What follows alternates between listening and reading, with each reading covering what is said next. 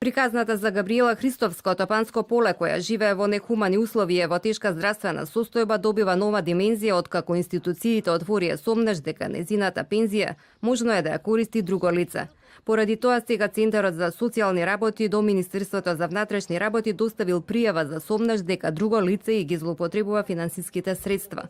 Во исто време преземени се мерки за да нема натамошни злоупотреби на незината пензија, а обезбедени се потребни документи кои претходно се констатираше дека и ги нема. На Габриела Христовска блокирана и е дебитната картичка и на тој начин никој не може да ја подигнува пензијата. Здравствено е осигурана, иако досега немаше здравствена заштита. Изваден е нов извод од матична книга на родините.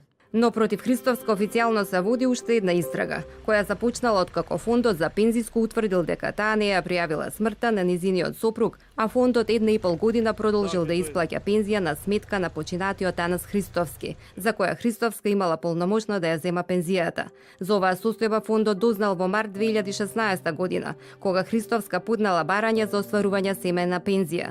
Тогаш од фондот писмено ја опоменале да ја врати сумата од 5100 евра, но откако не добил повратен одговор, фондот ја алармирал финансиската полиција, која во април 2017 година покренала кривична пријава против Христовска, со оглед дека имала полномоштво за сметката на починатиот Анас Христовски.